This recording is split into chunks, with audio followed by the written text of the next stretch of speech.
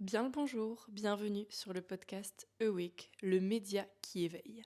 À l'heure où cet épisode sort, nous sommes le mardi 5 décembre 2023 et c'est le jour de mon anniversaire, de mes 23 ans. Et à l'heure où je vous enregistre cet épisode, nous sommes le dimanche 3 décembre, il est actuellement 21h13 et je viens de passer la journée à célébrer mon anniversaire avec ma famille, mes parents, mes deux frères et ma petite sœur.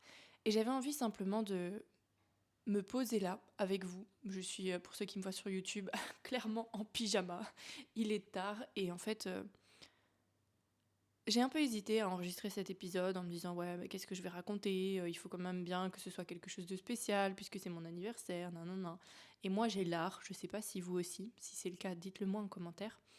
J'ai l'art de me mettre de la pression ou de me faire des montagnes là où ça n'y a strictement pas lieu d'être. Et donc je me suis dit, mais en fait, qu'est-ce que moi j'ai envie de raconter?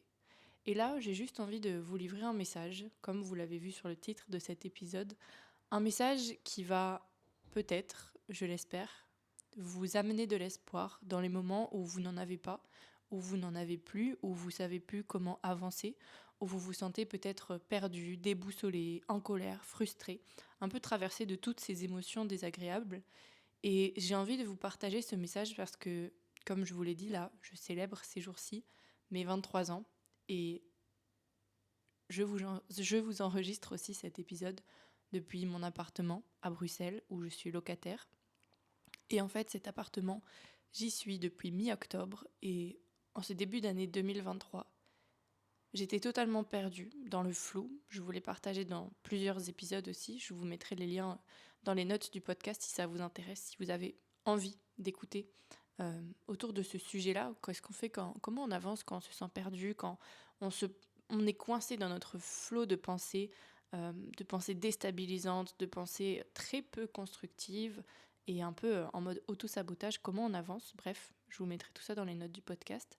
Mais tout ça pour dire qu'à cette période-là, début 2023, et ça a duré pendant de longs mois quand même, jusqu'à ce que je déménage finalement, je me disais, waouh, mais ce serait tellement un accomplissement personnel de pouvoir célébrer mon anniversaire dans mon propre appartement, sans savoir où j'allais aller, avec qui je serais ou pas, sous quelle forme et puis par quels moyens je pourrais y accéder. Mais c'est quelque chose que j'avais en tête et je l'ai longtemps vu comme un désir, mais qui ne serait pas atteignable. Et le fait est que là, actuellement, je suis dans mon appartement. Il y a mes petits ballons qui sont accrochés, mes petits chiffres 23 que j'ai voulu aller chercher pour décorer. Et que ce matin, en préparant la table et tout ça pour ma famille, ben en fait, j'ai vraiment eu des larmes de gratitude parce que je me suis dit, mais c'est fou de pouvoir célébrer comme je l'avais tant imaginé et désiré. Et j'ai envie de vous partager ça pour vous dire qu'en fait, c'est un peu con cette phrase que je vais dire, mais il faut rien lâcher. Rien lâcher, mais en le disant, je me dis que cette phrase ne veut rien dire parce que il faut rien lâcher, bien au contraire.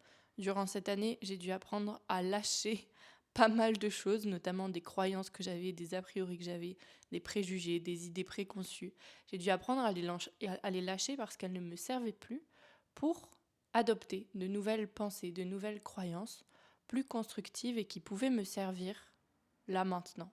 Et peut-être que ces croyances que j'ai remplacées, que j'ai renouvelées, peut-être que ces nouvelles croyances dans quelques jours, dans quelques semaines, dans quelques années, peu importe, je devrais aussi les déconstruire pour en adopter de nouvelles. Et c'est un peu ce que j'aime bien faire aussi avec ce podcast ici, remettre en question ce qui est mis en place, ce qui est présent, pour voir les choses sous un autre angle, pour ouvrir notre esprit éveillé, notre conscience finalement, et se rendre compte qu'en fait, à tout moment dans notre vie, on a le pouvoir de déconstruire, de reconstruire, de construire aussi à partir de rien, de déconstruire sans vouloir reconstruire derrière, et qu'en fait, on reste maître du processus à chaque étape.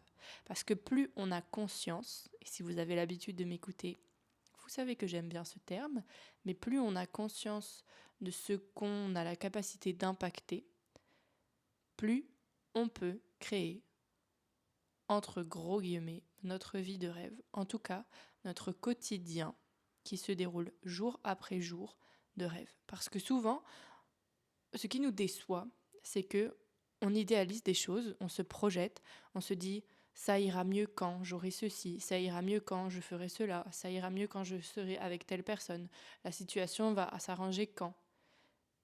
Sans se rendre compte qu'en fait, le seul moment où on a le pouvoir de faire en sorte que ça s'arrange, c'est maintenant.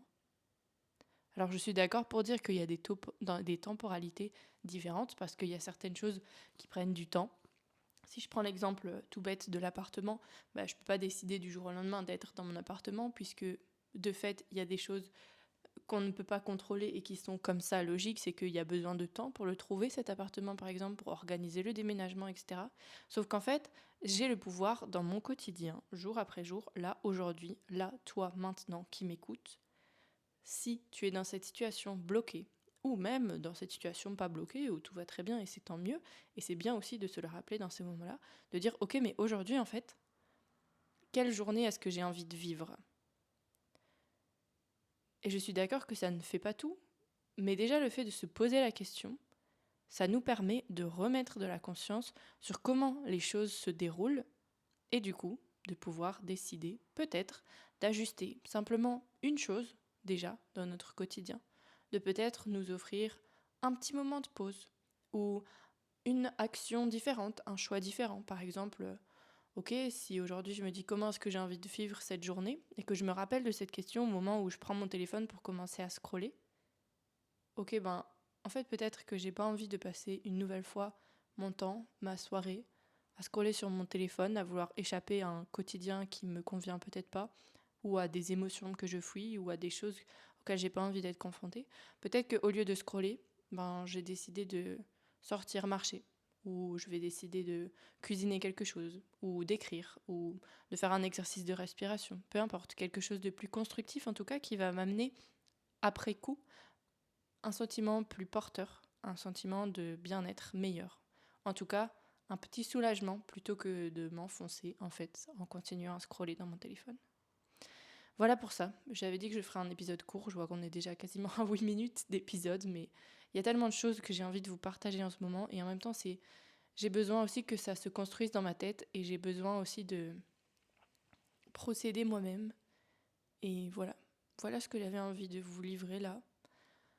À l'aube de mes 23 ans, je suis tellement remplie de gratitude et en même temps tellement challengée aussi en ce moment parce que j'ai des choix professionnels à faire, à poser. Je vous raconterai ça dans quelques temps parce que là, j'ai d'abord besoin de le vivre et que tout se mette à plat. Mais en même temps, c'est très challengeant et je sens l'émotion qui monte en vous le racontant. Et en même temps, je sens que ça me fait tellement grandir. Et donc, gardez bien ça en tête. Dites-vous que déjà, ce que vous vivez là aujourd'hui, vous n'êtes pas seul à le vivre. Il y a d'office au moins une personne sur tous les millions d'êtres humains qui existent sur cette planète qui a déjà traversé ce que vous traversez. Et dites-vous bien que vous le traversez. Vous n'êtes pas figé dedans et donc ça va finir par passer. Et plus vous allez entreprendre la démarche, et je sais bien que parfois c'est compliqué, mais dites-vous aussi que c'est la meilleure preuve d'amour propre que de se pousser un tout petit peu, parfois quand on n'en a pas envie, parfois quand vous avez un proche qui est malade, vous allez l'accompagner chez le médecin par exemple. C'est un effort qui pour lui va être douloureux peut-être, va être challengeant, va demander quelque chose, un effort, mais en fait vous allez le faire pour son bien. Donc faites pareil pour vous, ok ? On va se laisser là-dessus. Je sais pas comment vous allez recevoir cet épisode. Je parle là, moi je suis chez moi toute seule quand j'enregistre ces épisodes. Mais donc voilà, si le message vous parle, en tout cas j'avais envie de juste vous parler avec le cœur, de faire un épisode spontané, de rien préparer. Mais en tout cas de vous dire simplement que continuez à croire en vous. Continuez à entretenir vos propres projets, ce que vous avez envie de développer. Croyez-y fort, osez déconstruire aussi vos croyances, en adopter de nouvelles, en délaisser certaines aussi. Et puis surtout, continuez à vous aimer, à devenir votre meilleur allié dans cette putain de vie. Et puis, écouter de la philosophie aussi. Voilà ce que j'ai envie de vous partager. J'ai écouté les épisodes de Charles Pépin et André Comte-Sponville sur le podcast In Power de My Better Self. C'est des super épisodes que je vous recommande aussi. Et puis bien sûr, tous les épisodes de mon podcast qui sont là pour vous aider à avancer, puisque ce podcast est votre outil d'évolution personnelle. On se retrouve la semaine prochaine pour un nouvel épisode. Je vous invite dès maintenant à vous abonner au podcast si ce n'est pas encore fait, à lui donner une note de 5 étoiles, mettre un commentaire sur YouTube, un like, tout ce que vous voulez. Mais tout ça, c'est un petit geste pour vous qui ne prend que quelques secondes, mais qui envoie beaucoup d'amour déjà pour mon travail et qui permet au podcast d'être plus visible, donc de pouvoir aider plus de monde. Je vous dis à très bientôt. Prenez soin de vous. Ciao.